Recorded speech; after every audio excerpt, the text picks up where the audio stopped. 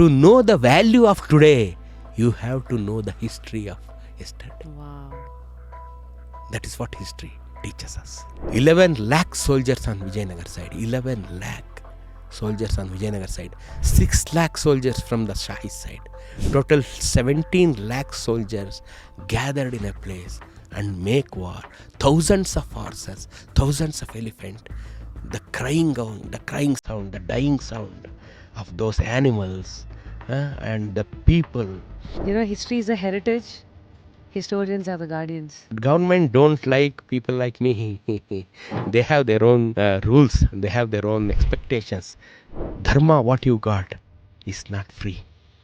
Thousands and thousands of people shed their blood, sacrifices their life, protecting the Dharma which you are just laughing at. Don't laugh at your Dharma. It is the sacrification of thousands of warriors like Krishnadevaraya, Kandigoli Kumara Rama. They have sacrificed their life and they have donated you.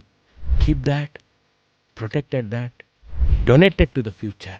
Nobody can touch. You can go to the police, you can go to the court, you can go to the court. You can even sue the government in the court of law. That is the power of democracy. That is the power of democracy. That's where we live. We never know. We don't have any idea what democracy is. Because that's why you need to know the history. That's why.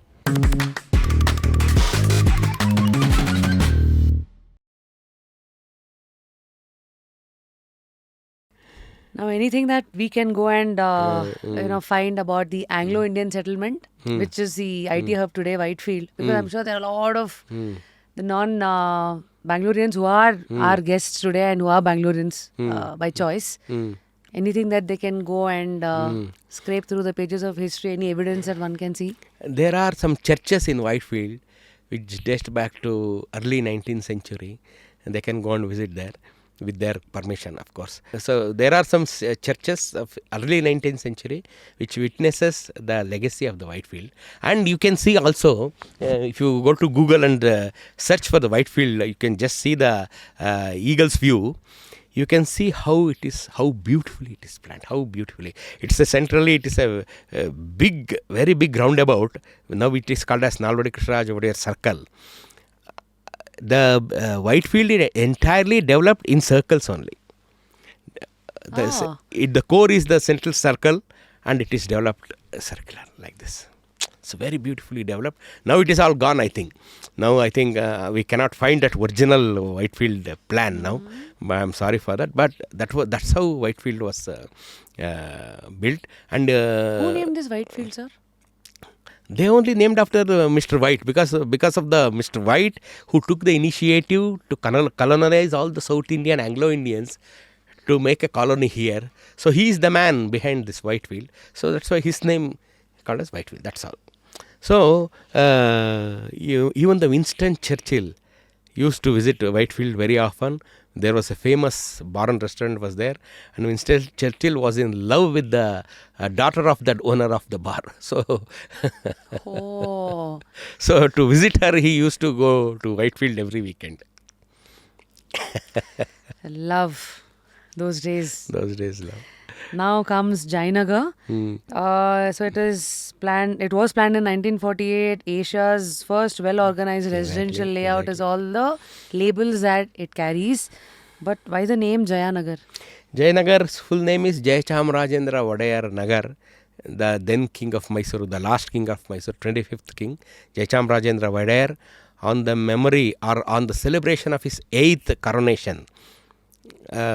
So he planned this well-planned, the biggest of those times, 9 blocks area, which is called as Jayachamrajendra Nagar. We will call it as now Jayanagar. The groundbreaking ceremony happened in today's Ashoka Pillar circle. The Ashoka Pillar was the groundbreaking point. The pillar is called as the groundbreaking point. That's where the puja all happened. Exactly. And then Then South End Circle was Ashoka Pillar. Now South End shifted to South End Circle. Initially, when the area was planned, the south end was Ashoka Pillar only. Oh. So what happened? Why did they change? Now I don't know, because of this development thing happened by our nowadays officials. I think they have shifted to south end there. That was initially used to call it as South End, the Ashoka Pillar. From there, 9 blocks, very beautifully planned. And No wonder today, guys, when you give the address, we say 8th block, 4th block, Jayanagar, 1st block, 3rd block. Yes. If I have to now go back to history, apart from the Ashoka pillar, there is a pillar. Any other things that I should be watchful about? In Jayanagar? Yeah. Anything Actually, in Jayanagar, if you want to go through another pieces of history, there is one block is called as 4th T block. First block, second block, third, fourth. It is called as 4th T block. Why it is T introduced in between? Because it is that area that is initially called as a Tayapanahalli. So Tayapanahalli, that is 4th Tayapanahalli block. There are 2 fourths. One is 4th block, then 4th T block, then 5th block. 4th T block initially was inside 4th block only, but the people of Tayapanahalli don't want to change their village name, and they requested Maharaja of Mysore. They requested very humbly, sir, we have to retain our villages. And Maharaja gracefully agreed. Then it is called as 4th Tayapanahalli block. Now we call it as 4th T block. Beautiful. And you have Siddhapura right next to it. So. Those are the areas. Siddhapura, Kanakana Palya. Those are the then villages or hamlet of that area, which is now merged in Jayanagar. There is one famous park in Jayanagar. It's called Madhavan Park. So everyone knows about Madhavan Park when they roam there in Jayanagar. Madhavan is the chief engineer who planned this Jayanagar. Wow. He was the chief engineer, R. Madhavan. Madhavan was the reason he was the in-charge assistant engineer who to build the first concrete road of Bengaluru. Now it is called as, we people in general, locally we call it as Goodshed Road, or now it is called as TCM Ryan Road. From it reaches to Majestic. From Sirsi Circle, when you enter Bengaluru from south side, in Sirsi Circle, you take left, there is the road called as TCM Ryan Road or Goodshed Road. Next to the railway station, it reaches railway station or it reaches the Majestic bus stand. That is called as TCM Ryan Road. That is the first ever concrete road of Bengaluru in 1948. Then he came back here and he planned. R. Madhavan was the engineer there. Then he came back and he is the one who is in charge of planning the Jayanagar. So that's why in the name is, and that's why in honor of that chief engineer R. Madhavan, park named after him. So nice. Madhavan Park.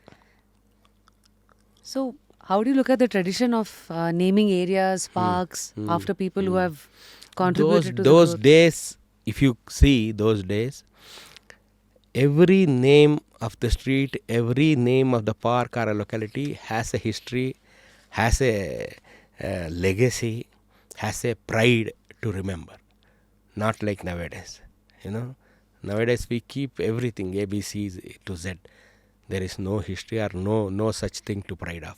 But those days, if you take anything, for example, I say Banappa Park, just opposite to the BWSSP main office in Kempegowda Raste, there is a park called Banappa Park.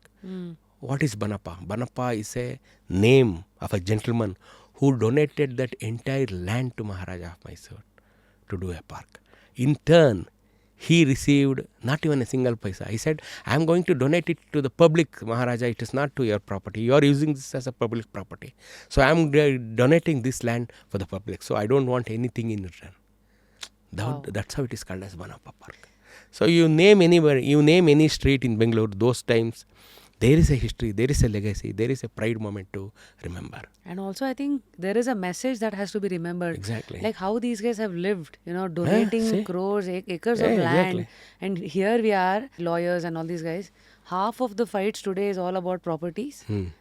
Even between their own blood. Exactly. So when we hear these stories, here are the same people who were part of this land, who have lived, enjoyed, and who've contributed something back to the society and vanished. Yes, see. But still alive through their values. What a drastic change in just 1 or 2 generations. That is what it worries. Where we are heading now, where we are heading, where is our values, where is our ethics, where it all gone. Probably. What is our priorities? I don't know. What is exactly our priorities? Is this our priorities? Is this selfishness what our parents thought or our teachers thought? They never thought this. They never teached us like this. Then how these qualities came inside this human being? Or who is sanitizing the qualities? Like, I know what is right. And I know when to say, this is enough. Have we lost the compass, like, which says, okay, this is fine. It's always never in the center, I guess. It's always like more. Exactly.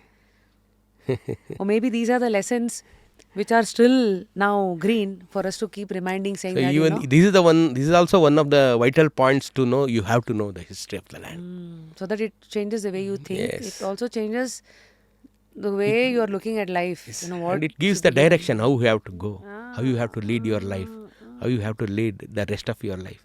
It gives the direction. Absolutely, sir. Thanks to you, so that, through you, these stories are not dead. They're still finding life, and, which can be a perspective change for people to look at life. So next comes Koramangala. Yeah, today it's a prime hub. This is a good one actually. There are areas in and around Bangalore, Koramangala, Bindumangala, Nelamangala. These mangalas in Sanskrit, Mangala is a Sanskrit word. The area which takes the name as Mangala, that goes back to 10th century, wherein the kings of Hoysala kings, used to donate the lands, built one areas or small towns, only exclusively for Brahmins to do the yajna, yaga and pujas, homas, havanas. So that is called as Mangalas. So this is Kaumarya Mangala. It is not Kora, Kaumarya. Kaumarya means son. Kumara, Kaumarya, Kumara means Kora. That's how it came back. So it is Kaumarya Mangala, Nelamangala, Binnamangala. Where you came across this word Mangala, just go back to 10th century. One or the other king of Hoysala, or even Vishnuvardhana or Vandane Someshwara, one or Ramanatha too has donated, built a small town exclusively for Brahmins to do homas and havanas. So that the world is being taken care of. These are called Mangalas.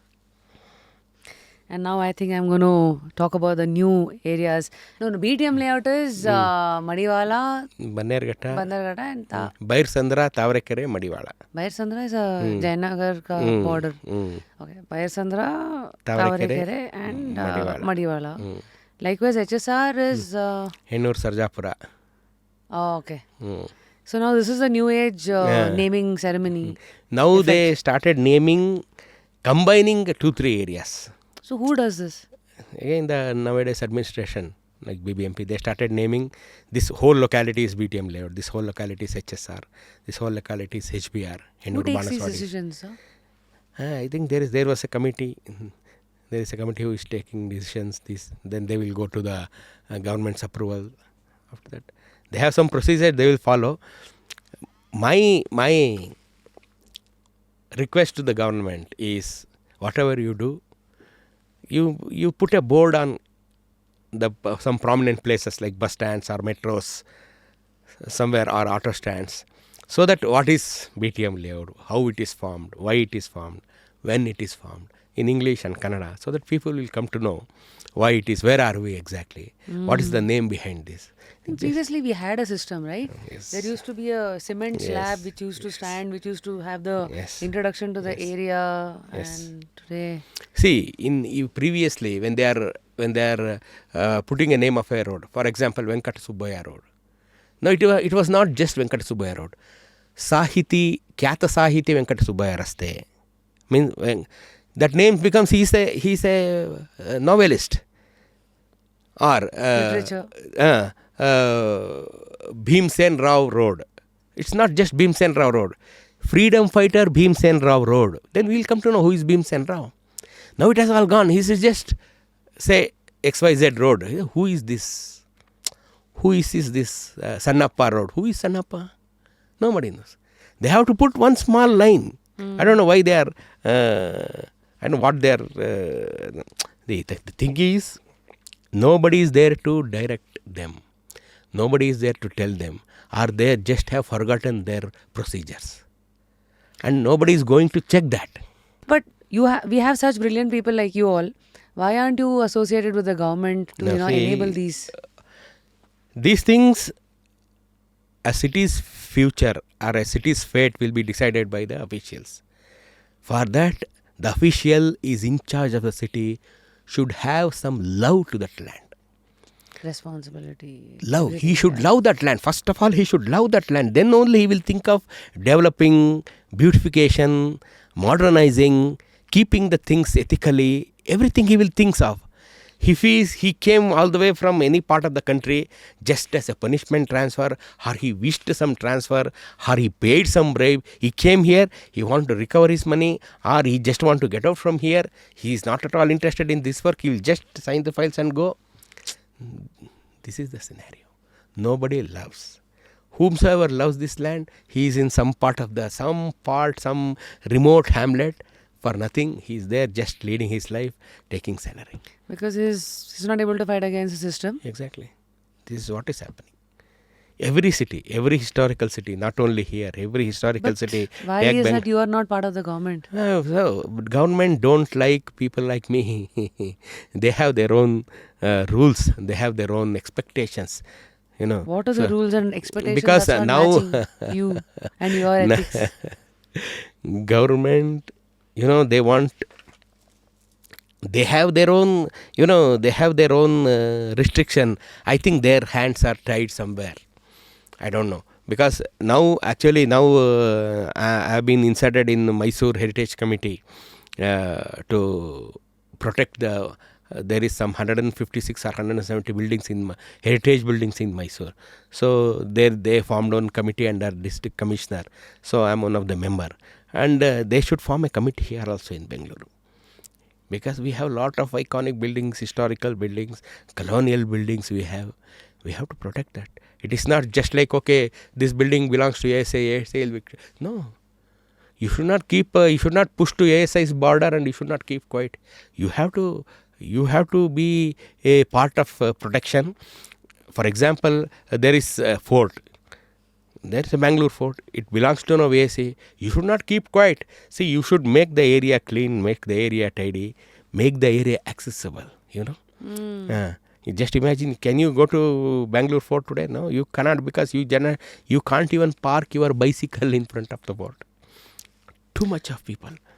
Too much of traffic. Archaeological Survey of India? Yeah, Archaeological Survey of India, ASI. Yeah. So how active is ASI when it comes to Bengaluru? No, it comes to the Karnataka state. ASI has lot of work to do. ASI has marked n number of buildings, forts, palaces, kalyanis, water bodies, hill forts, everything. Put a board there, put some watchman there, close. No, should not be. We have to tie up with the ASI. Government of the state has to tie up with the ASI. They have to give some access, some tea corners, some resting points. People just like that, they just come, visit the fort and go. No, they have to feel the fort. They have to sit aside and, okay, this is the fort, have a tea or coffee. Build an ecosystem around it. No, nothing. Promote it, tourism, nothing. Through which at least people can remember the history. And then every 6 Google research in the entire world, out of 10, it is 6 about Bengaluru only. How is Bengaluru? How to reach Bengaluru? What are the places to visit Bengaluru? It is not just like Vidhan Saudha or Kabban Park or High Court or Lal Bagh. No, we have a lot of places to see Bengaluru. We have a lot of... I myself, if you come with me, I will show 2 days the historical places in Bengaluru. 2 full days. So you have a camp sorts that you run, right? Like you take people. Exactly. I take people to, as a hobby I will do. Because of my overscheduled video shoots and my YouTube shoots, when I get my time or some interested people, they make their own group and they reach me, then I will take them. So you also organize these kind of meets? No, if I started organizing, then I cannot do my work because a lot of people waiting. Actually, I want to organize these things, but it's very hectic for me. If they can come up with their own vehicle and their own group of people, I can take them. So what's the kind of expectation? Like how much money do you charge? Like how to reach you? Actually, they can reach me through Instagram. If they can reach me through Instagram, I can guide them and I can give my number. So I can take them now, but not much. Like 20 members is a good number, so that I can talk to one by one. If it is more than 20, it's like a classroom. They become small groups and they move around. So less than 20 I will take, then I can discuss I will start usually from morning 5:30, 6 o'clock, then by 4 o'clock in the evening I will end up this tour. So, what's actually the historical significance of Bangalore Palace? Bangalore Palace, which we are talking about, where all these marriages will happen of the VVIPs. That is Palace grounds, right? Palace, yeah. Right behind. Yeah, the Bangalore Palace, actually, this Bangalore Palace is built by a Christian father. It should look like a European bungalow, a big castle. So he built that. So when Mysore Maharajas was thinking after 1881, when the British started staying here and they started building Whitefield, they started building Krishrajpura, even Mysore Maharaja wants to start staying in Bengaluru. So they were looking after a good place, because at that time we don't have money for constructing a palace. The Maharajas were investing money for construction of schools, dams, hydroelectric stations, roads, everything. So they saw this castle. They said, okay, we'll purchase this. This is how Maharaja purchased from that father, and they owned this one. So this Bangalore Palace, not built by any local people, they built by an European. So we purchased. Then the Maharajas, all the Maharajas, like Chamraj Wodeyar the 10th, Nalvadi Krishnaraj Wodeyar and Jayachamraj Wodeyar, they were used to stay here in this palace when they come to Bangalore. Most of the times they were in Bangalore only because of the huge developmental works across the Mysore state, because the British were there. So for all the discussions, meetings, approvals, blah, blah, blah, all in Bangalore. I think a lot of movies have used Bangalore Palace as a background. Exactly. For example, Kannada movies like Ranadira and a lot of Bollywood movies have also been shot. Yes. So what is it to be inside Bangalore Palace? Actually, Bangalore Palace is just another home for the Maharajas. They have some beautiful bedrooms and verandas and lounges and some good living rooms. That's all. That's only for them to live. Is there any museum inside? Any artifacts? Now we don't have. Now they are just vacated. Now if you visit the Bangalore Palace, you can just see the photographs of that. That's all. We don't before have. What was there? Before no, even now also we have one or two rooms they have kept all the artifacts, just to give an idea how it was in those times. Artifacts like sword or throne. Yes, robes. What is it? Yes, they have kept everything in a beautiful showcase, and you can see and you can have an idea. But the swords and these firangis, these cannons, they used to have before 1800s only. After 4th Anglo-Mysore War, no war happened in this land. The last war in this land was 1799, 4th Anglo-Mysore War, between the East India Company and the Tipu Sultan. That was the last war. After that, we don't face any war. That's why we people are very peaceful, very happy, very satisfied, because of the Maharaja of Mysore. After 150 years of, even before independence, we got this democracy type of administration. Just for conversation's sake, today, which areas of Bangalore, while we are traveling through those areas, should we remember this is where the war would have happened in 1799? In 1799, war happened in Srirangpatna, but in 1790, war happened in Bengaluru. That area is KR Market, Halsurgate Police Station, Banappa Park.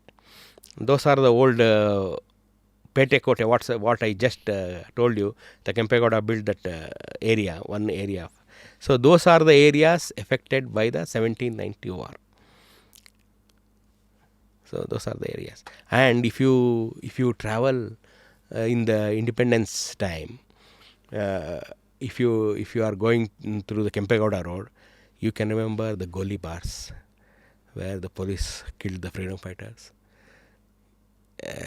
Because the Banappa Park and the the Dharmambudi Lake, the majestic bus stand, now majestic, was the two prominent places for freedom fighter to give the speech. So just to destroy or to evacuate people, police 1 or 2 times they make Golibar. 1 or 2 people died there. Golibar is opening fire Yes. to public. Yes. So that also you can remember in Kempegowda. So today, how should we remember the Wodeyars' contribution in shaping our culture of Karnataka? See, that's what. If to remember Wodeyars, we have to go back to Vijayanagar kings. What if the South Indian fate, if we remove Vijayanagar, means South Indians completely cultured will be covered by the Mughals. Completely will be covered by the Mughals culture. It has been retained, it has been Protected? And pushed back by pushed back by Vijayanagar kings. 3 centuries. So after that, this has come to Mysore kings. Mysore kings has retained and uplifted the legacy of Vijayanagara, and they have given back those Sanatan Dharma or whatever. ಅದಕ್ಕೆ ಏನು ಹೇಳ್ತಾರಪ್ಪ, ಅದಕ್ಕೆ ನಮ್ಮ ಸನಾತನ ಧರ್ಮ, the culture, the living style, and ಇನ್ನೇನು ಹೇಳ್ತಾರೆ ಅದಕ್ಕೆ, if you we cannot even think of we the people living so peacefully in this modern Bengaluru without Vijayanagar kings and the Mysore Wodeyars. These are the two. Why so? Because Wodeyars have had the longest rule as a dynasty for over 500 years. Exactly. And here again Vijayanagar Empire बोलते ही सबको मन में आएगा कि अच्छा Hampi and some temples. So since you have studied history so closely and which is so dear to you, so how should we remember Vijayanagar Empire today? Vijayanagar Empire, that's what I told you. Vijayanagar Empire, Vijayanagar kings are the one. They gave us back our culture, our dharma, and our lifestyle, all those things. Lifestyle as in, like, for example, like how were the kings? What were their belief system? That we are still keeping it alive. Any we the Hindus of South India were totally protected by Vijayanagar kings. Yeah. Because just before Vijayanagar kings, the Hoysala dynasty was vanishing. Moorne Veerbalala, the king of Hoysala, he just got murdered by the Madurai Sultanates. In the down south we were Madurai Sultanates. In the North Karnataka we have Bahmani. In the up we have the Tughlaqs and Khiljis. So entire India was covered by these people. Only this part of Karnataka protected by Vijayanagar kings. And Vijayanagara spread entire South India completely, defeating the Madurai Sultanates, defeating the Bahmanis, all the Shahi Sultans. So they were from Sri Lanka to the borders of Bengal.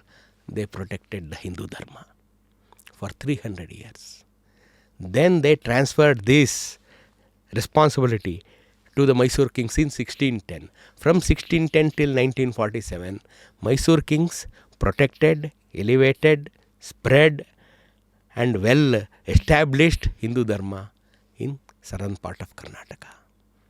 So now, taking the conversation back to the Vijayanagar time, everybody are today enjoying the architectural marvel of Hampi temples, and we also have the note having the stone chariot and all of that. So these are few touch points for people who are very new to the history of the legacy of these kings. And also a foreign traveler like Domingo Pace described. Sorry? Yeah, Domingo Pace. Yeah. Domingo Pace. Pace. So they've all had their own laurels for Hampi.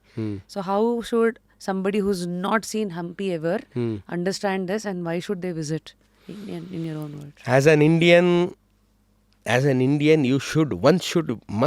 must visit Hampi and go through the roads of the legacy of Hindu Dharma, how they protected. when the Hindu Dharma was slowly slipping out of the hands of all the kings of India. At that time, when the Hampi was established in 1336, entire North India was covered by Khiljis first, Tughlaqs after that. So Tughlaq, the Muhammad bin Tughlaq was holding the entire North India in his hand. He was trying to control South India by shifting his capital from Delhi to Devgiri. At that time, at that particular time, Hampi was rose. Hakka and Bukka, they started this empire in Anegundi, a small town. Now also there is 11 kilometers away from Hampi. Then they largely developed so that they protected this entire land of South India from invasion of these Mughals. For a North Indian who's watching this, who is Hakka and Bukka? Hakka and Bukka, they are the 5 brothers. His father's name is Bhava Sangama. That is why we call it as Sangam Vamsha. These are the 5 brothers. Out of 5 brothers, Hakka and Bukka. And Hakka means Harihara and Bukka. These are the 2 brothers, 2 prominent brothers, because we took only these 2 names because there are 5 brothers, Kampana, Muddana, Hakka, Bukka and the other one. All the rest of the 3 were the governors of the states. Hakka and Bukka were at the capital of Hampi, who took the sole responsibility of administration of this empire. They built this empire. They built in such a way and they protected this Hindu Dharma in South India, not in Karnataka, in entire South India. Why this? Because Madurai Sultanates, they killed Hoysalar Veeraballala and they stopped doing puja in Madurai temple for 60 years. And they stopped doing puja in Srirangam temple. The priests of Srirangam, by the fear of this Madurai Sultanate, they shifted the statue of Sriranga to Tirupati, just to protect the statue. So, when the Hakka Bukka, the son of Bukka, is called as Kumara Kampana, he invaded Madurai Sultanate, defeated them, opened Madurai Meenakshi temple, started doing puja again in Madurai Meenakshi temple, then came to Srirangam. He brought the statue of Lord Sriranga from Tirupati. He reinstalled here in Srirangam and started doing puja. That's how these Vijayanagara kings protected Hindu Dharma for 300 years in entire South India. Not only in Karnataka, in entire South India, Hindu Dharma protected very well by Vijayanagara kings. So why Hampi?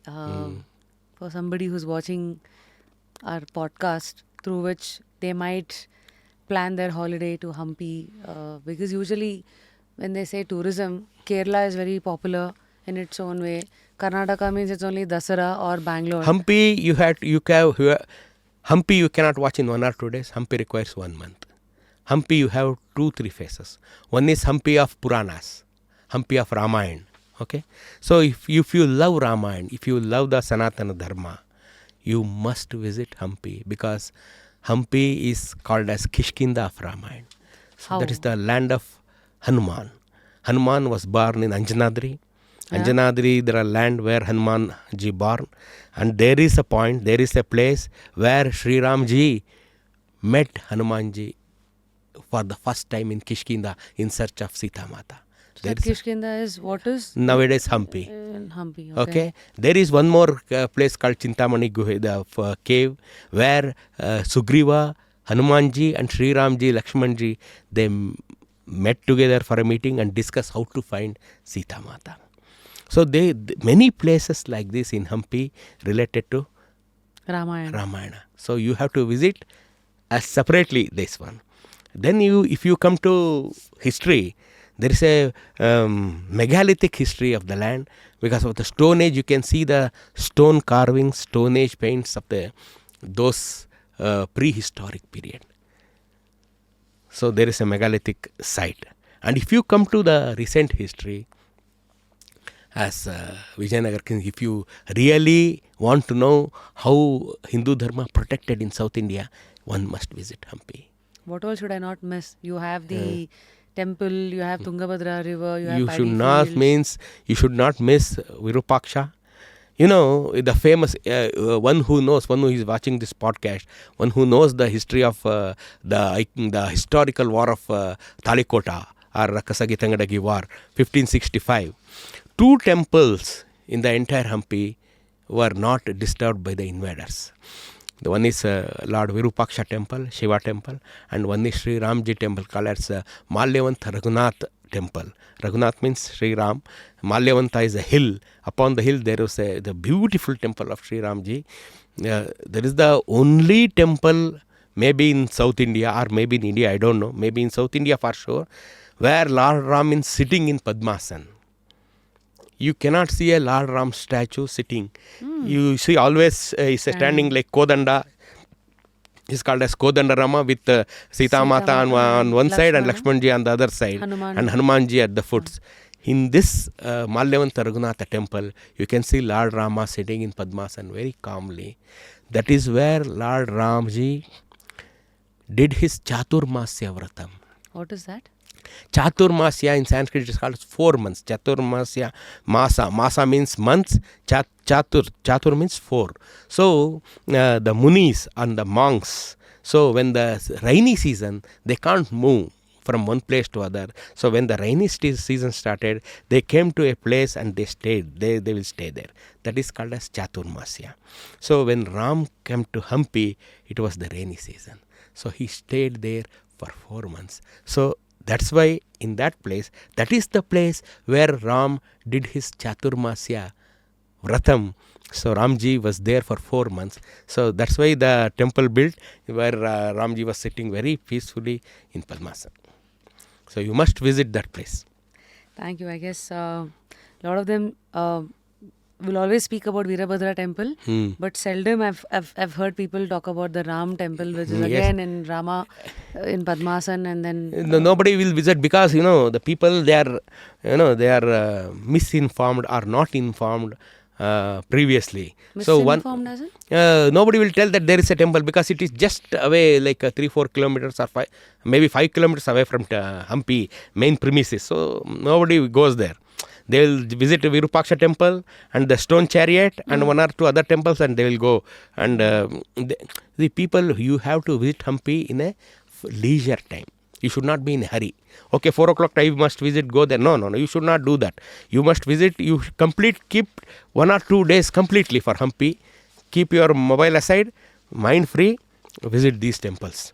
What's your favorite, sir? There is Virupaksha, there is Vitala temple, there is musical pillar, there is Hazara My favorite is Lord Virupaksha because, there is a small tale I will tell you. When Satya Harishchandra, Raja Harishchandra, when he donated entire his property to Vishwamitra, the story, Lord Harishchandra's story, when Harishchandra says, Vishwamitra asks for his for his property, he donated everything to Vishwamitra. He said, okay, take, all is yours. Then he came to Kashi. Then someone asked him, you donated entire your land to Vishwamitra, then why you came to Kashi? This also belongs to you. Now it belongs to Vishwamitra. You should not stay here. You have to go out of this land. He says, no. Kashi belongs to nobody except Lord Shiva. Kashi is owned by Lord Shiva and guarded by Kala Bhairava. Kashi no one has built Kashi, but built by Lord Shiva himself. So he is the owner of the land. So it is in north. In south, it is Pampa Virupaksha. Hampi. Hampi means Pampa Devi. She is the Parvati. So Parvati's name in Hampi is called as Pampa. That's why it is Hampa. Pampa is which language? Pampa is Kannada and Sanskrit. We call it as Pampa. Pampa means Parvati. So Parvati is one of the 1,000 names. One is Pampa. So Parvati will do puja for Parvati here as Pampa. So that is called as Pampa Kshetra. So there is Parvati. She is Virupaksha, is Pampa Virupaksha. Nobody built Hampi. Hampi is owned by Lord Virupaksha. That is why the initial rulers of Hampi, Hakka and Bukka, who started Vijayanagara Empire, they never signed their name. They signed in the name of Shri Virupaksha. That is the official signature of the rulers of Vijayanagara. Beautiful. So Virupaksha is not built by Vijayanagara kings. In 687 AD, Chalukya king Vinayaditya, in one stone inscription, it mentions he visited Pampa Kshetra. 1500 years back it was there. So even he don't know who built this Pampa Kshetra. So how much importance is the Kashi? That much importance to the Pampa Kshetra in south. What part of these temples were actually built under Hakka and Bukka's administration, like Hazara Rama, Like all Lotus these Mahal? temples, this there are some 16, 17 rulers of Vijayanagar. Most of them accept this Virupaksha temple. Hazara Rama temple built by Krishnadevaraya, Vijay Vitala temple built by Krishnadevaraya, Achyutaraya and Sadashivaraya, because it was a big temple, Vijay Vitala, where the stone chariot you see. And all the other temples built by these guys only. And all the other temples built by these kings. Even there is some you can see some two big statues. One is Kadale Kalu Ganesha. It's not like size of a chana dal or a dal. It is because of a businessman who sell this dal. So he built this Ganapati, temple of Ganapati. So that's why it is called as Kadale Kalu Ganapati. Oh. Yes. I think nobody knew this. Even Kannadigas, Yes. many of them, we all go there and we thought, Ganesha likes this. That's why it's been named after that. No. Even there is a Sasve ಏನಂತೀರ ನೀವು? Mustard. Even there is a called as Sasve Kalu Ganesha. Sasve means mustard. It is not like a size of a mustard. It is a huge statue, Ganesha. Because it is called as Sasve Kalu, just because the seller of the mustard, he built that temple. That is why it is called as Sasve Kalu Ganesha. Beautiful. What is this Anegundi fort? Anegundi is the one where the Hakka and Bukka started the Vijayanagara Empire. Anegundi is the place. Anegundi is just 12 kilometers away from the Hampi premises. That is the initial capital of this Vijayanagar. Then they shifted to Hampi. So Hampi Bazaar is always a point of discussion because of that being the bustling market at one point in time. Exactly. All the stones and the precious stones were all sold like peanuts, with heaps of it being on the street and all of that. So have you found any evidences in the history? There are 7 bazaars in Hampi. 7 bazaars. There are 7 bazaars. These, you just imagine it's like a church street or the now Brigade Road or commercial street. The then bazaars is much bigger than these things. What were these bazaars called? These bazaars are called, all the bazaars are in the name of the god. Virupaksha Bazaar, Achyuta Bazaar, Vittala Bazaar, Varadaraj Bazaar. One bazaar is called, which now you mentioned, heaps of the stones were selling like anything. That is called as Pan Supari Bazaar. Yeah, it's very familiarly, everyone can understand Pan Supari is Pan. Why it is called as Pan means everything was selling in this Pan Supari Bazaar. Pan Supari Bazaar is a imported goods bazaar. From 7 or 8 countries, from China, from Persia, from Turkey, from Portuguese, everything coming and on the sale in this Pan Supari Bazaar. You just tell about the gems and these diamonds, no? This is from Golconda mines. The bigger stones and get from the mining will go to the king. Any bigger stone will in the mines, when they dig, you go to the king directly. Big carrots. Yeah. And the medium size will go to the market with the sellers. They will bid and they will take. They will make all the ornaments and they resell. And the smaller one, you cannot even think of the quantity of the smaller ones. That's why they sell in the ಅದಕ್ಕೆ ನಾವೇನಂತೀವಿ ಸೇರಿಗೆ ಅಥವಾ ಇದಕ್ಕೆ ಸೇರುಗಳಲ್ಲಿ ಅಳೋದು ಮಾಡಿಬಿಡ್ತಾಯಿದ್ರು. even the smaller stones, they can't just even take it as 1 stone or per kg. They used to sell it in volumes. So they don't have any measures like the lotas. Yes, they don't have any exact measure for this. They used to sell in volumes, like there are plenty of smaller stones. We use for this now. Those are plenty. When the recent excavation in now what ASI is doing now, Hampi has become the World Heritage Site now. It now entered this UNESCO site.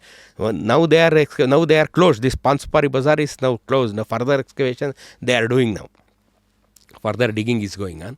Then they came across a fresh Chinese porcelain plate, where the blue dragon design very much you can see with the designs and everything. They came across this plate. You just imagine, in early 15th century, they are using the imported Chinese plate. Just imagine the richness of the place. So where did these stones and the gems go? Now you can see from the antique collector's house or their private museums. Now also you can see that. Now also you can see Where are everything. these It is sale. antique collectors' houses? Like No, it's there is around- a yes. In entire world there is a world operating these antiques. You can see that you can see in the official websites also in UK. They will announce this. They will announce this. They have some sword or they have some cannons. They will announce every small and big things in the market. Anyone can bid and they can take. What was the purpose of the Lotus Mahal in Hampi? Those times of Hampi, there is a big scope for prostitution also. There is a big scope for prostitution also. There is a big area. I mean, there is a wider scope for prostitution and those categories. Why? There Because was it a rule Hmm. by the kings of Vijayanagar. After 8 p.m., common people should not roam in the city. Only those who are visiting the prostitution should only roam. This was one law made by the Vijayanagar kings. To avoid the hesitation, you can just imagine one who is going to partying or going to prostitutions and visiting any of these kinds of stuff. They only have to roam in the city after 8 p.m. Not the common people. Common people before sunset they have to finish their business, go back to their homes, because there is no nightlife. Nightlife is only for this. So you can see the nightlife those times were also exists. But then it was through prostitution, Yes. brothels. Yes. And So- that is official. It's not unofficial. Anybody can do that. No. It was also official. They have to register their company or names or houses or their group with the king. So it was They have to pay It taxes. was a legit profession. Yes. And they have to pay taxes. Oh. And they have to produce, those times they have to produce some certificates as well. They are healthy. They are good. There are lot of things behind this. It's a very good, very interesting history. And you can see that those roads are those areas of things. So that is Lotus Mahal. Yes. That's the building where the brothel. Not exactly the Lotus Mahal. Lotus Mahal is where queens used to roam, because there are there is a king called as Devaraya, that too we'll call it as Prouda Devaraya. He was having 12,000 queens. Huh? He married to 12,000 women, out of which 2,000 women used to go with him as a women army to all the wars. Oh my God. So to protect the queens, Krishnadevaraya is having 3 queens officially, 3 official queens. Raja Bahupatni Vallabha, there is a Sanskrit saying called as Raja Bahupatni Vallabha. Bahupatni Varla, man Means- of many wives. Yes, man of many wives. Loves- Yes. So to protect these queens, in the queen's court, they have 12,000 transgenders. 12,000. Completely protected and controlled by Queen's area, completely controlled by these transgenders. Why were transgenders controlling? Because no men were allowed inside, even the king. Even the king has to take the permission. He has to inform that queen, this particular queen I'm visiting at this time. So he has to inform this transgender. Then she will go and inform, she will make arrangement. Then she will take the king to the queen. Not just like that. So that's the amount of security having. Why in were the- transgenders only used? Because normal people are also scared, or I don't know, because of the. No. Just that is for the protection of the queen only. No men is allowed. Nobody is allowed. Nobody so is that allowed. they don't do any other Yes. hanky-panky businesses. Yes. So that's why transgenders were safer. Yeah. Transgenders for musicians, there are dancers, there are fighters, there are soldiers, there are cooks, they are everything. That's why it is 12,000. The number is huge. Imagine the protection, imagine the density of population in Hampi in those times. So this is the story around Lotus Mahal as to what all Yes, used to happen, yes. and how the Yes, kings Queen's and the area. queen There's a system Queen's and the area. transgenders protection, all of that. Amazing, sir. I've been to Hampi, but Mm, now mm, with this mm, background, mm. Hampi comes to life in a different way altogether. Yes. Hampi, I can explain you 1 month altogether if you come with me. That much bigger Hampi is. There is one Pushkarani there. Hmm. I don't remember that Hmm. There are name. many Yeah. pushkaranis. Mainly, they have 7 pushkaranis. Seven because of 7 markets, 7 bazaars.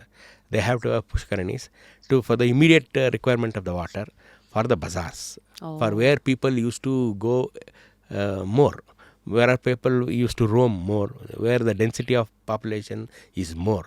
They used to build a pushkarani to keep the waters, keep ready the amount of water they are using. So that's why this pushkaranis. Why is that in Hampi, all the other places are like demolished or, it's attacked, and Virupaksha temple is still active? Yeah, because there are many opinions on this. Historians, we have plenty historians make their own opinions. One popular opinion is it's the Hampi is vanished because of the Shaivas and Vaishnavas conflict. That's why this Shaiva dominated more, so they protected the Shaivite temple called Virupaksha. But I don't agree, because there is a Sri Ramji ka temple is also there, wherein that Malyavanta Raghunatha temple, that also not disturbed by any invader. These reasons unknown. Exact reason is unknown till date, because they have their own opinions, which we can relay or not. The total reason is unknown. There are 2 temples left. From the day one, it is continuously puja till today is going, is only these 2 temples. One is Lord Virupaksha and one is Lord Ram. Those are the 2 temples. Even today, from the day one. So Battle of Talikota led to Hampi's downfall Yeah. in the year 1565. So any misrepresentation of the battle that has happened knowingly or unknowingly through the pages of history that you would like to correct us? Firstly, what happened? Actually, it is not War of Talikota, it is the War of Rakkasagi Tengadagi. Talikota is 30 kilometers away from this war field. Because he is the one, Farishta used to write this as Talikota War. Farishta as in? He is the historian in the court of Adil Shahi. It is not. The war place is in between. There are 2 villages called as, one is Rakkasagi, one is Rakkasagi, the other one is Tangadagi. In between, the distance between 2 villages is around 19 kilometers. The war field is in between. The exact name of the village is Koluru. Where the battle happened. You can see, it's like a ocean. The field is like an ocean. There is no end to that field. There is not even a single tree. You can still today you can see the field, battlefield. You can see the field. You can feel that loneliness. You can feel the smell of the blood. You can feel, if you are alone, you can go and stand, you will be feared. You can listen to that the war Cry. You can have that smell of the blood. Till today, it is amazing. It's so dark. It is amazing. Even in the daylight, you can't stand there for half an hour. It is totally. You will go to the entire other world. You have to visit. If you are a history lover, you have to visit the battlefield. You have to visit. That is where this great kingdom vanished, in that place. The great kingdom. Why did that happen? That is the overconfidence of the Vijayanagara rulers. Aliya Ramaraya, he is the one who is in charge of the war, who got killed, and whose head was beheaded and stuck in one shulam and exhibited all over the battlefield. Oh.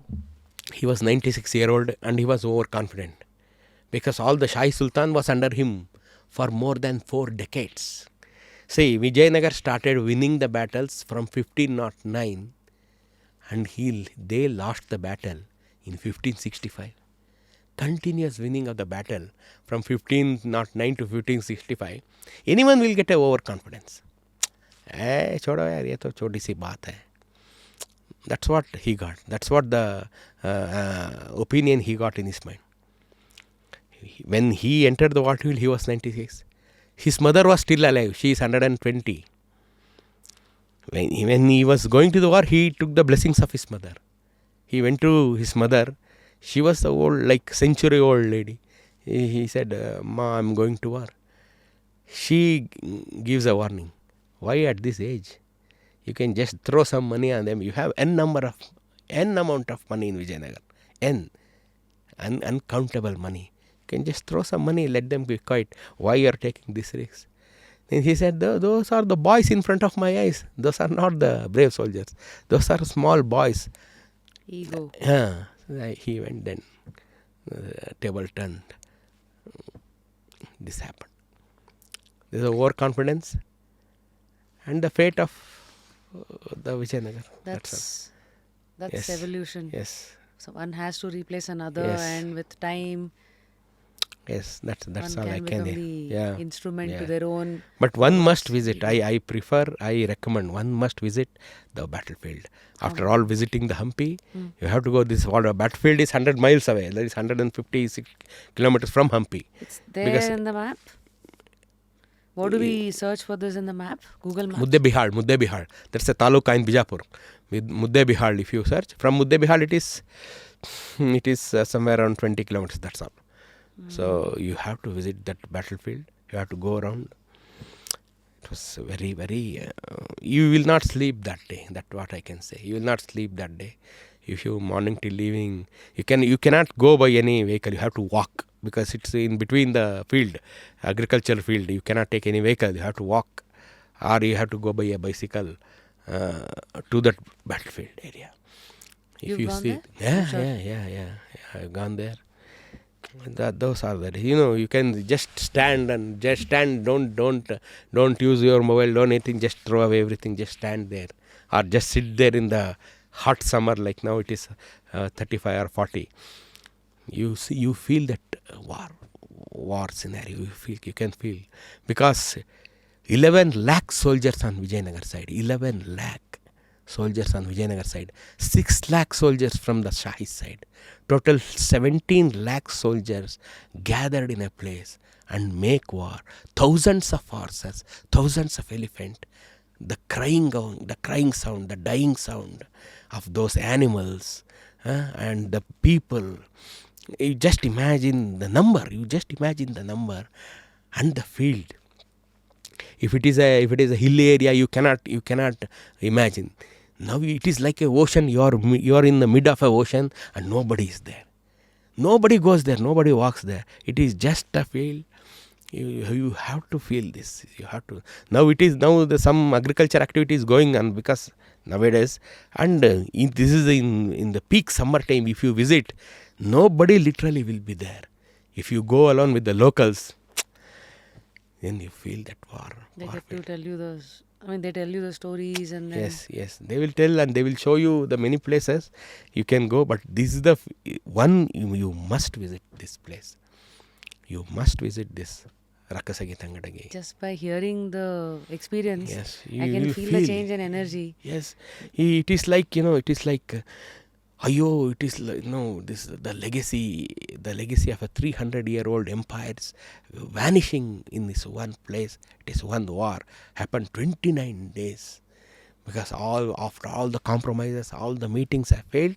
Finally, war happened and they killed Aliya Ram Raya, who is 96-year-old, and the entire thing changed.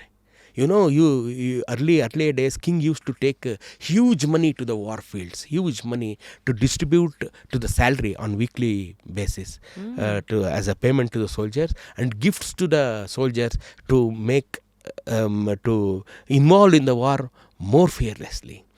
Aliya Ram Raya took the amount so that after the war, Shahi Sultans were there for 10 days to distribute among them the wealth on the war field.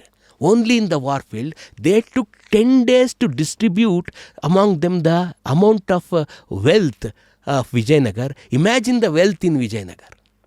And imagine the wealth he has taken to the war as well. It Yes. took 10 days. 10 days. This much big gems they have distributed. This is the size of one gem he took to the warfield. You imagine. Imagine the wealth of Vijayanagar. Imagine the wealth of our land. What do we learn from this, sir? Actually, I say to this generation is, where you live, the situation is priceless.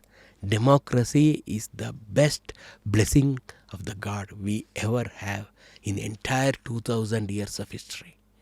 Because even in the Vijayanagar times, you are a rich man, you have a number of wealth, you never know when the war is going to happen. You have to pack and run. Where to run? Where? To the other warfield?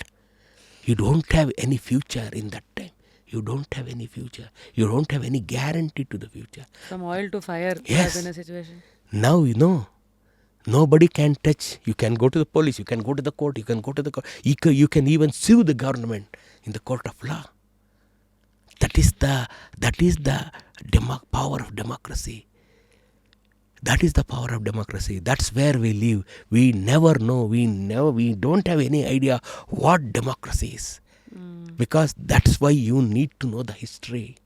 That's why. History means not just any cakewalk, not just any flowers, not any diamonds or ornaments. No, history is blood. Bloodbath too. Yes, and the cutthroats and the backbites. That is history.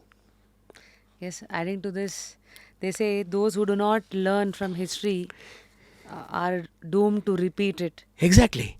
So These people, they don't know history. These people have never read. You just told me that the advocates which you interviewed, most of the cases are for the properties. Those are the foolish guys. They don't have any idea of the history. If they have 1% of idea, they would have donated their property to the poor. Huh? They have no idea how we lived. Huh? All the wealth taken by the invaders. Where is our wealth now? Where is all the gold? Where is all the diamonds? Where is Kohinoor now? Everything in the European countries. Everything with the invaders. What we have? We have only the ruins. And the history that we are, reminiscing. Yes. And digging through the... So this you have to learn. Jayanagar kings have accomplished n number of wealth, which is now zero. Ground zero. You have to learn a lesson. If Vijayanagar kings lost this, what is my property? What is my wealth? It's just a powder on their dress. Then why all this nonsense? Going to courts, fighting for the property. You are living in such a beautiful democratic age. Democracy is the biggest blessing we ever had in the history of mankind. In the history of mankind, I can say, this is the beautiful days where we are living. You can stay in your home with your full charged mobile. You can stay 365 days not talking to anyone. You can stay happily still. That is the power of democracy. You don't need anyone. Correct? True that. Yes. So, to know the value of today, you have to know the history of yesterday. Wow. That is what history teaches us. Thank you, sir. I guess you've given enough and more for us to brood over, look back, so that, we can look ahead with the right spirit and with the right lens to enjoy our life that we are leading in 2025 with the right values and right inspirations as well. So, as a historian, now you have digged a lot of chapters of history. What are your current aspirations in this phase of your life? Actually, now I am a retired civil engineer and I am completely devoted rest of my life to the digging of history of our land. My aim in my life is to spread the information, spread the knowledge to the younger generation. Initially, I wrote 2 books. I wrote the book on the history. Then I came to know, this books, writing and publishing, I may become a historian or I may become a novelist, not more than that. My intention of spreading the knowledge will not fulfill by writing books.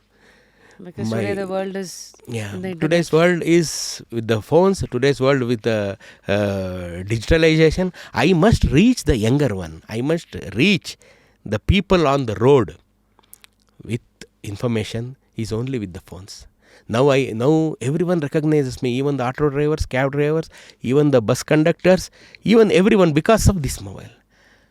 So my intention is I'm right with my intentions. I'm going in the right way. That's what I think. I keep more and more.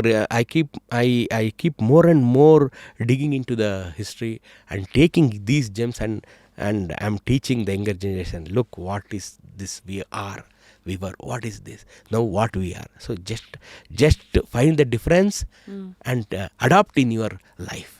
Just adopt this in your life. It is not just the legacy of Vijayanagara kings or Mysore kings or Chalukyas or Mughals. No.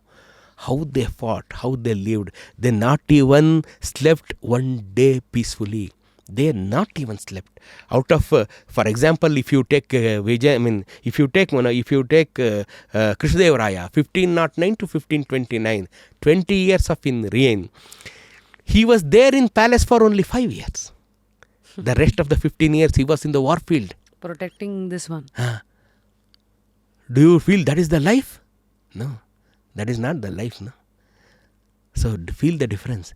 Even the Lord Krishnadevaraya was sleeping in war tents, making war and protecting the Dharma. So Dharma, what you got, is not free. Thousands and thousands of people shed their blood, sacrifices their life, protecting the Dharma which you are just laughing at. Don't laugh at your Dharma. It is the sacrification of thousands of warriors like Krishnadevaraya, Gandigoli Kumara Rama. Many of these kings, they have sacrificed their life and they have donated you. Keep that, protected that, donated to the future, pass on to the future. And you just evaluate your life now. How hell the life was, how easy the life is today. So keep it simple, keep it very joyous, keep it helping and lead your life. Amazing. History is a heritage. Historians are the guardians. Sir, thank you so much for guarding our great history through different dynasties that, we got to dig through your knowledge, through your curiosities. So keeping all of this aside, you have a family, you have a daughter. How is personal life? Yeah, it's going good actually, by the grace of God. Everything is going good and they are very supportive. Without my wife's and my daughter's support, I cannot achieve all these things. Because of their support and their moral support and their backup only, I'm roaming like anything. I'm roaming all the places of historical places of Karnataka and the support of the people, local people. They are very amazing, very sweet. Kannadigas are very sweet people. Our people all are like my brothers. They don't even they offer me everything. They don't charge for me in tolls. They don't charge for me in lodges. They don't charge for me in resorts. They don't charge for me in any hotels. Wow. They said, sir, please. It's from our side, it's a little bit of service to the land. So nice. So I'm very happy and I'm very, very, my heartful thanks with your channel, through your channel, to all my supporters. Anytime, sir. We are all instruments. How did you get into this? Why did you get into this? This is a story which a lot of Kannadigas would know because you've spoken about this in our Kannada channel. But for this is, I'll tell you one more time. I work more in outside countries in Gulf and Africa compared to the Indian working. I was there for more than 20 years. When I was working in Gulf or Africa, as I told you initially, they are showcasing their land as this is the improved one. We are a developed country or whatever. I said, yeah. I think I was not studied history as my major subject or nothing. But I was thinking there is something is fishy, something is missing, this link. No. I have seen this before. Where I have seen this before? When I came back from Gulf, when I came back from Dubai, then I said I'm roaming in Mysore or Bengaluru. What is our universities are so big and so old and so ancient. Huh? We are the one in Asia to first to produce the electricity in 1905. And what they are showcasing. We are the one when they are after 6 p.m. when they are roaming with their candles or their torches. We are studying under the electric bulbs. Then I started thinking, there is something fishy, there is something blank in between. I have to connect the dots. I have to bring back the history to this current generation. Otherwise, they think the Western countries, they are the best. The foreigners, they are the best. They are the one who brought everything to India. No. We are the one who exported everything from our land. That was my intention. Then I started studying. Then I started making videos. Then I started spreading this information.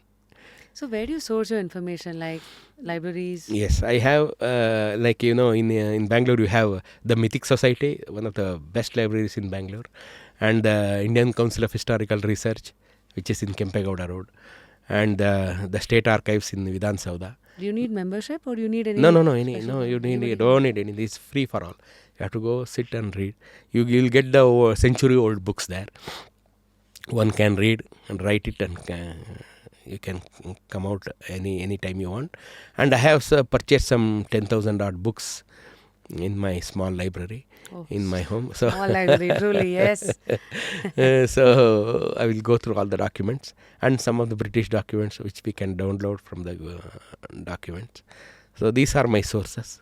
So anybody who would like to take up this as a hobby, as historians would want to try their hands on this, any books for starters? Yeah, I can say they start from the Robert Sewell's The Forgotten Kingdom, Vijayanagar, produced in 1900, 125-year-old. It starts through, it's a window, it's a road to our history. Okay. Yeah, you can go through that. Starts from Vijayanagar history, and it will take to the back and front of the early 2nd century, then to the Independence India. It's a beautiful book by Robert Sewell, the then DC of Ballari. He is the one, Colonel Mackenzie and the Robert Sewell. Colonel Mackenzie, a British antique collector, you can say, and Robert Sewell, the DC of Ballari. Those are the two eyes of history with respect to Hampi. Colonel Mackenzie is the one who entered Hampi, see the ruins, say, what is this? The big city vanished. This is the big city we are searching of. Then the Robert Sewell is the one who developed now, who restored the Hampi, what we are seeing, what we are going through, Hampi, restored by Robert Sewell. So these are the two British we have to remember. So that is the book we can start with, a good start for Hampi, which is a prominent empire of Karnataka in 14th, 15th and 16th century. Robert Sewell, The Forgotten Kingdom, Vijayanagara, you can start. We speak about everything. Since you're a hobby historian, is there enough money? Do you get enough support? No, with the money, I don't. This is not a commercial. I don't see this in a commercial way. I'm seeing this as a passionate way of doing things. So I don't use any modern gadgets. I used to do my all shoots with my mobile only, with basic minimum editing for that. And usually I don't do any editing. Just so I even now also I think the content is more important than any gadgets. So that's my motto. So with minimum investment of just going and coming back, the diesel cost or the train or bus fare, the lodging cost, that's all the basic, very basic expenses. I am trying to spread the knowledge, very basically. So I think you started this in 2019? Yes, 19. 19. So it's just been 5 and a half years. Yes, yeah. Now, where is the road leading you to? Like, is it just Karnataka, or you want to now explore rest of India? We have to, because when after Hampi, when I go back to Rashtrakutas were till Ganga. So their dynasty were till there up to Gangas.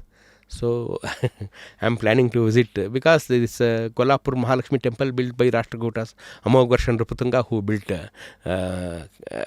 Kolhapur temple. Ajanta Ellora caves by Krishna, the Rashtrakuta king caves. So all these things built by us only.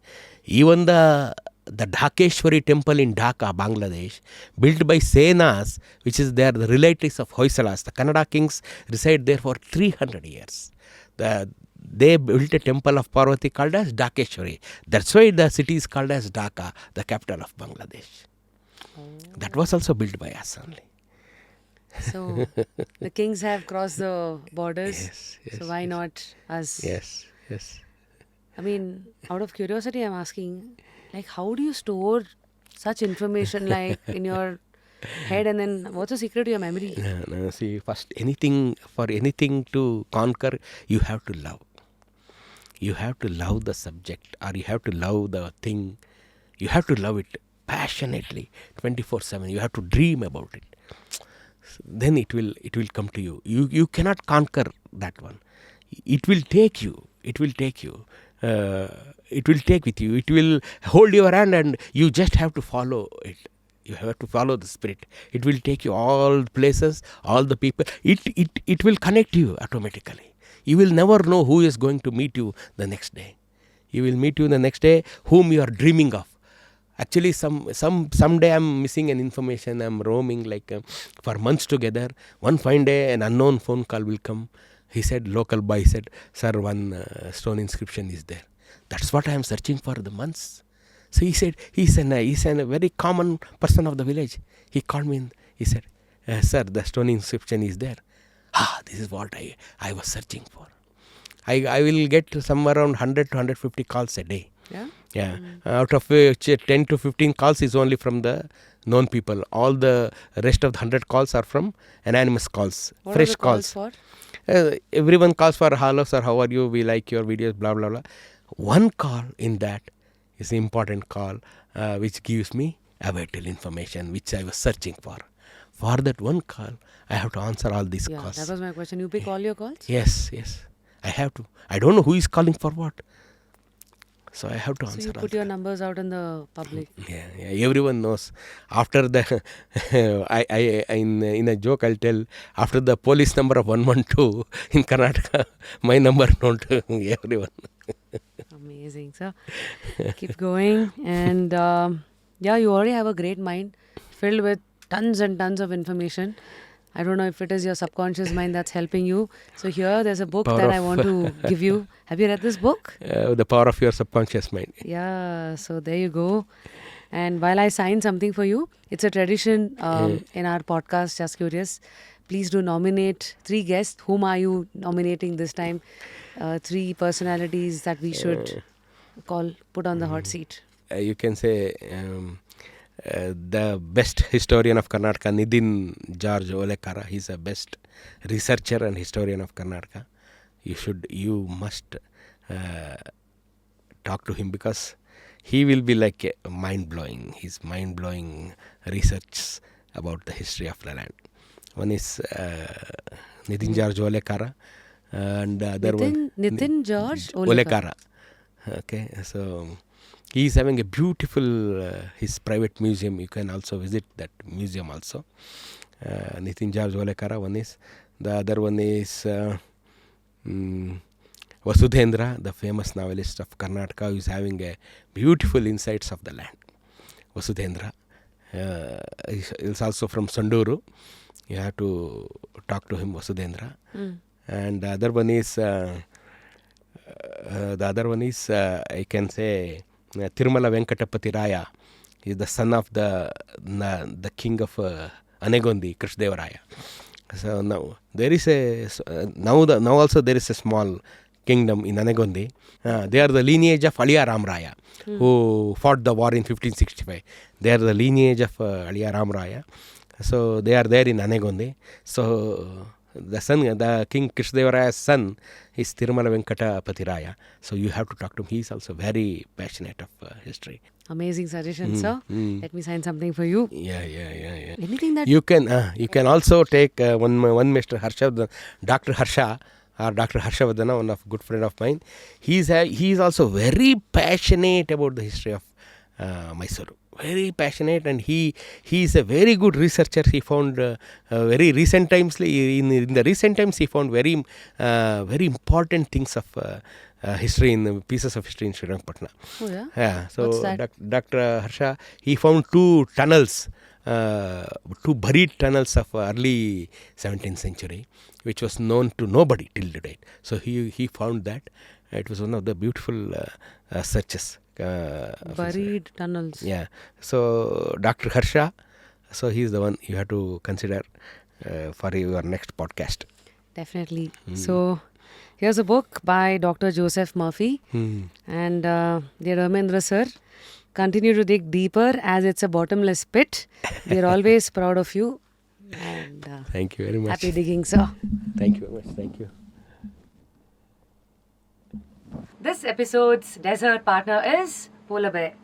Polar Bear, the ice cream Sunday zone. Polar Bear is now present in 160 outlets, 30 cities, and in 5 states. If you're a vegetarian, that too 100% vegetarian, Polar Bear is for you. The menu has 40 plus ice cream sundaes, and all the ice creams are made from pure milk. What are you waiting for? Visit and keep sharing the Sunday love. So I guess that was Mr. Dharmendra ji, sir, who is like, I don't know how many books of knowledge. Like the famous saying goes, history is who we are and why the way we are, the way we are. Basically, quotes and lines like these will often, remind us of where our roots are and what to take, what not to take, most importantly. History ಬಗ್ಗೆ ಇಲ್ಲೊಂದಿದೆ sir, ಸಖತ್ತಾಗಿದೆ ಇರಿ, ಅದು ನಾನು ಹೇಳಲೇಬೇಕು ಇದಕ್ಕೆ. And as today's generation, I think we are all focused on making history, not to write it. Because it's in the current time, I think we will only do our work, later it becomes history. Exactly. ಇದ್ರ ಬಗ್ಗೆ ಇನ್ನೊಂದು ಯಾವುದೋ ಇತ್ತು, ಒಂದು ನಿಮಿಷ ಇರಿ. Historians talk. Yeah, also history is the best way to study what had happened and what to do and what not to do. So I guess today's episode has given you a better understanding of Mysore, Bengaluru, Hampi. Sir, I think we can do so many episodes with you. Last time I met you almost 9 months ago. Yeah. So please don't maintain such distance from us. Hopefully we shall meet you soon we'll again. Yes, And wish you the best. Wish you more stories. Thank you. Wish you more peace, love, and everything that fuels your passion. Thank you, and all the best for your English podcast, and I wish you reach new heights and do the best. Thank you, and sir. all the best. Thank you, sir. Thank you. Guys, until next time, this is your Rapid Rashmi signing out of Just Curious English. Do follow all our episodes, do watch our previous episodes, and also lastly, please do comment as to who is that you would like to see on this seat. Thank you so much. Take care, and until next time, yes, continue to stay curious, and I'm sure you're curious, hence you have watched us. Continue to do so. Thank you.